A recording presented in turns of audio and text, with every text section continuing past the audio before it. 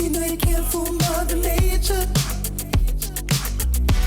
The instinct wins every time. Your spine sitting up a little straighter. But when your eyes lock on the night, and I think. Bonjour à toutes et tous. Alors aujourd'hui, on vous convie à un café avec Raphaël Bénard. Raphaël, c'est Madame Merchandising de Citroën, la responsable du merchandising de Citroën. Bonjour Raphaël. Bonjour Cédric. Bienvenue, bienvenue chez vous, j'allais dire. Merci.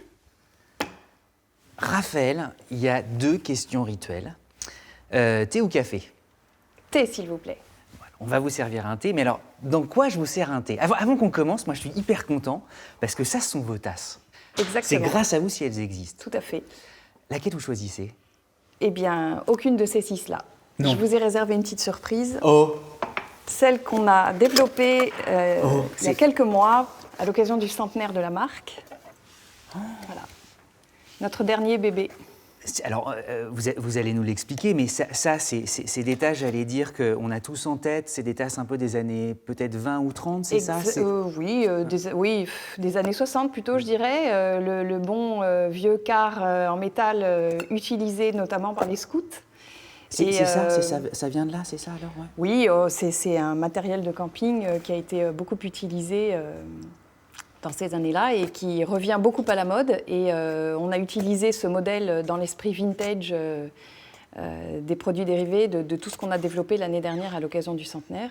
Et celui-là me plaît particulièrement parce que vous avez vu, on a repris l'écriture du mot Citroën des années 20. Toute la typo des années 20. Voilà, ouais. exactement. On le disait, vous êtes Madame Merchandising Citroën. Pour qu'on cerne bien les choses, c'est un vrai business en fait. Tout à fait. C'est une petite entreprise dans l'entreprise, puisque nous choisissons les produits que nous voulons développer. Je pars à la recherche de fournisseurs pour nous les fabriquer. Tout le design est fait en interne, puisque je travaille avec un designer propre à la marque, qui a une connaissance de l'histoire de la marque absolument exceptionnelle et qui nous fait vraiment des produits magnifiques.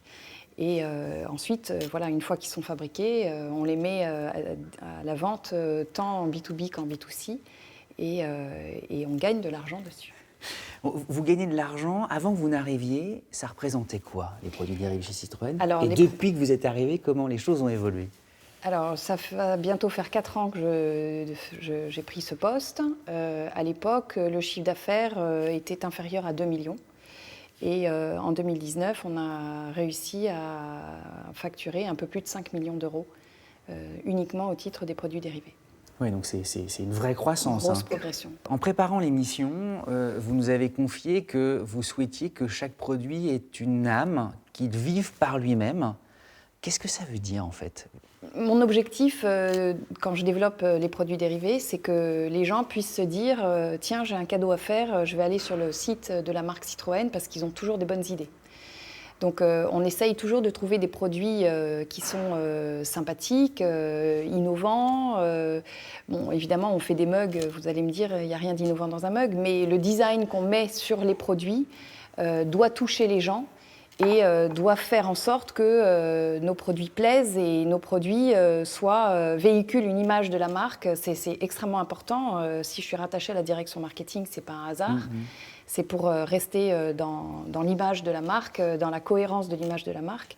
Et les produits dérivés, évidemment, participent à la construction de cette image. Oui, c'est pas simplement on prend une tasse, je mets le logo Citroën et basta. Il y a beaucoup de marques qui font ça. Surtout pas. Surtout pas. Ça, c'est du goodies que nous n'aimons pas du tout. Vous voyez, évidemment, on a pris un mug qui existe, mais la façon d'écrire, la typographie qu'on utilise, les couleurs, si vous regardez ces mugs, on a travaillé, vous voyez par exemple, c'est des mugs qu'on vend 2 par 2. On a pris 2 modèles de voitures existantes, évidemment, mais les couleurs vont en négatif. Et c'est des choses on travaille beaucoup sur le caractère sympathique de nos produits. Il y a un travail aussi considérable, donc on l'entend, de sélection de ces produits. Donc votre travail, c'est d'aller dénicher, j'imagine, des fournisseurs vous avez des idées en tête aussi, vous les partagez avec eux. Exactement. Alors, c'est vrai que souvent, on a des produits que l'on veut développer. Par exemple, l'hiver dernier, je tenais absolument à développer un garage en bois pour les enfants, pour les petites miniatures, puisque les miniatures, évidemment, tiennent une part importante dans notre business. Ça représente quand même 40% du chiffre d'affaires. Et quel petit garçon n'a pas joué avec des miniatures? Vous voyez ici, il y a des petites miniatures qui sont glissées partout dans les vitrines. C'est quelque chose qui est très important. Quand un client vient acheter une voiture, il repart avec sa petite miniature. C'est une expérience client qui est différente.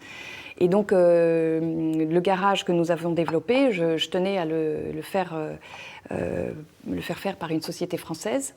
Pour moi, c'est important aussi de sélectionner des entreprises françaises qui ont le leadership sur leur segment.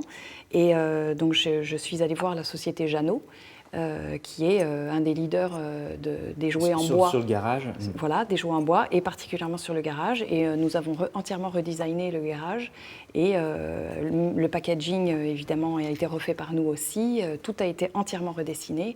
Et on arrive à un produit qui est absolument magnifique, qu'on a reçu là récemment et qui déjà connaît de belles ventes dans les... Et vous nous confiez que même Jeannot était assez ébahi.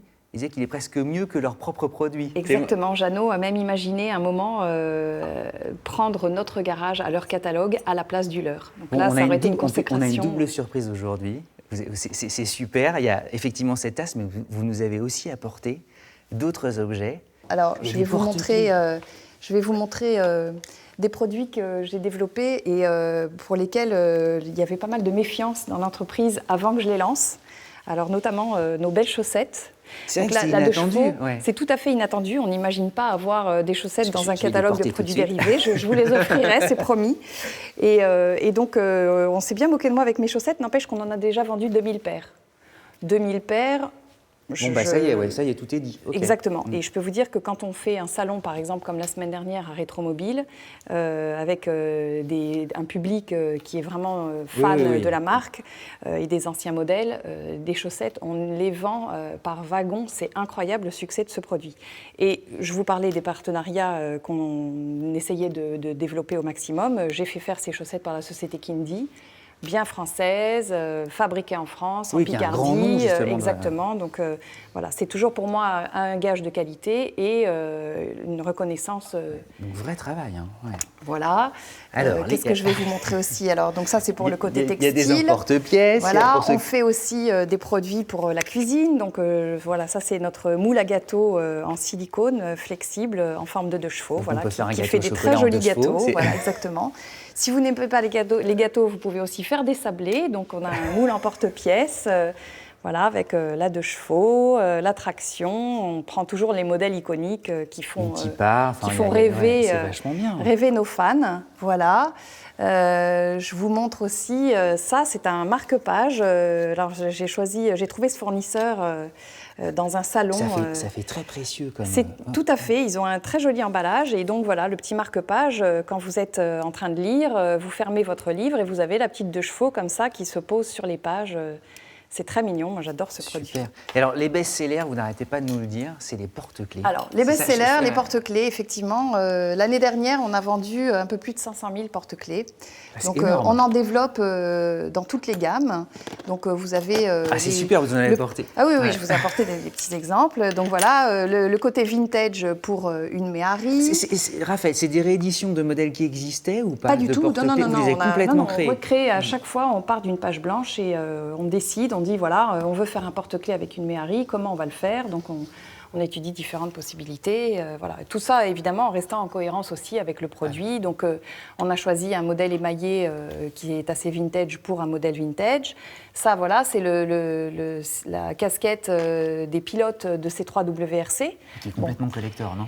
Qui maintenant est devenu collector. Mais bon, l'année dernière, quand on l'a lancé, on était encore en plein dans la course. Mais au contraire, elle va prendre de la valeur. Exactement, sans doute. Donc c'est la casquette des pilotes qui a été faite en modèle réduit. C'est fascinant, c'est vachement bien fait. Là, un autre exemple, ça c'est un concept car qu'on avait lancé l'année dernière, la petite voiture Ami One. Et cette matière vient de la poignée, c'est la poignée de la porte d'Ami One. Donc on a réutilisé la même matière, le même matériau pour faire le porte-clés.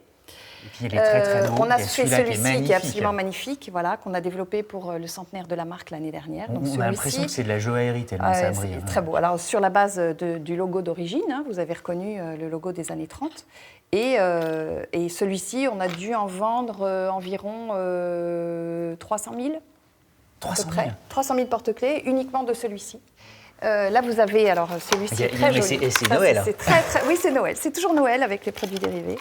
Voilà. Et donc ça, c'est notre dernier bébé. C'est le même fabricant que nos petits. Non, mais tout le monde va les vouloir, là. On va se dire que Et vous avez voilà, la petite 2 chevaux qui a été développée en 3D. Ça plaît beaucoup, les porte-clés en 3D. Et vous avez une grande primeur, puisque ça, c'est le porte-clés 2020, voilà, qui est en train d'arriver, qu'on a fait fabriquer et qu'on a lancé en 600 000 exemplaires. Il y a certainement des collectionneurs férus de porte-clés, ils vont adorer quand ils vont voir certainement, ça. Certainement. Et il y a le Monopoly surtout. Alors le Monopoly, ça, c'est le succès de 2019 qu'on a créé pour le centenaire, qui m'a pris des heures et des heures et des heures de travail parce qu'on a voulu vraiment soigner le détail à l'extrême. Alors la rue de la Paix, elle est remplacée par quoi ? Alors on a remplacé toutes les rues, puisqu'évidemment on n'achète pas des rues, on achète des voitures. Donc sur le plateau, je vous montre rapidement. Donc le plateau qu'on a entièrement redessiné, vous voyez. Ce sont des voitures. Ce sont des voitures, voilà. Donc on démarre avec, alors vous voyez la case départ. Il y a tout qui tombe. C'est pas grave, c'est normal. Voilà. Tellement de choses. C'est un petit syndrome bonnet. C'est très beau aussi, il y a ça, le Citroën Origins qui est là. Exactement, toujours notre logo. Et donc, vous démarrez avec, où est-ce qu'elle est la case départ ici, voilà. Et donc, on a sélectionné les voitures pour faire tout le tour en les mettant dans l'ordre chronologique. Et donc, l'année est à chaque fois reprise sur la voiture. Les gares ont été remplacées par des concept cars. On a même redessiné, vous voyez, les cases où on devait avoir les sociétés d'électricité, tout ça. Donc, c'est devenu le péage d'autoroute, le stationnement payant, la compagnie d'assurance. Et à chaque fois, le picto a été refait. La caisse prison qui est toujours là. Voilà. Alors, les 4 coins sont imposés par Monopoly. Ça, on n'avait pas le droit de le changer. Et y compris les cartes chance et les cartes caisse de communauté, les questions ont été refaites pour coller à l'histoire de la marque. Citroën. Exactement. Oh, vachement bien. Exactement. Tous ces produits, on peut se les procurer, on le disait, sur le site. Tout à fait. Mais on se le procure aussi aux événements. Exactement. Alors, et on peut venir ici aussi dans une concession. Exactement. Alors, les concessions prennent de plus en plus ces produits pour les donner et les vendre. Comme dans les vitrines que vous avez pu voir ici, c'est un des exemples qu'on a lancé il y a 2 ans avec la maison Citroën, où on a intégré toutes ces... On est content parce qu'effectivement, on vend des voitures, mais on vend aussi vos produits. Exactement, on vend beaucoup de produits ici, tout à fait. Ils ont beaucoup de succès dans le quartier. C'est très intéressant, effectivement, de voir que les clients qui achètent des voitures, qui sont fans de la marque, viennent aussi acheter nos produits dérivés dans un environnement automobile. Mais pas que, puisque, comme vous l'avez dit, on vend sur notre site internet, qui est en pleine expansion. Alors, il est très récent, notre site, il date d'il y a 2 ans. Et puis, on a aussi des boutiques éphémères sur tous les salons de la marque. Donc, je vous ai parlé de Rétromobile tout à l'heure. On avait une boutique la semaine dernière. On a évidemment une boutique au Salon de Paris. On a une boutique au Salon de Bruxelles. On avait une boutique au Salon de Pékin l'année dernière. On avait une boutique au Salon de Rabat, de Casablanca, il y a quelques mois. Voilà, tous les salons, on demande aux salons, chaque locaux, de développer des boutiques pour montrer les produits. Le rêve, ce serait qu'un jour, vous ayez une boutique en propre, dans Paris ou ailleurs. Ce serait bien. Ce serait très bien. Vous y travaillez ou pas, sérieusement ? Pas encore. Chaque chose en son temps. Non, mais vous l'avez en tête quand même. On est une toute petite équipe. Pour l'instant, non, mais on aurait dû commencer par ça, parce que quel travail. Vous êtes combien ? On est seulement 2,5. 2,5, 5 millions d'euros de chiffre d'affaires, des idées en cascade, on l'a vu, et ça continue de croître. Exactement. Ah oui, nos objectifs sont très ambitieux, effectivement. Bon, on en reparlera, on va regarder ça de toute manière avec attention. Puis à chaque fois qu'on croisera désormais un porte-clés, on pourra penser à vous et vos équipes et au travail qu'il y a derrière. Exactement, merci. Merci Raphaël d'être venu nous présenter tout ça. Travaillez bien, voilà, on est comme des enfants, nous. Merci. c'est pour nous. Hein. Je vous offre des tickets. Bon, merci beaucoup. À tous, évidemment, merci de votre fidélité et à très vite pour un prochain Café avec. Ce sera la surprise. You know you can't fool Mother Nature.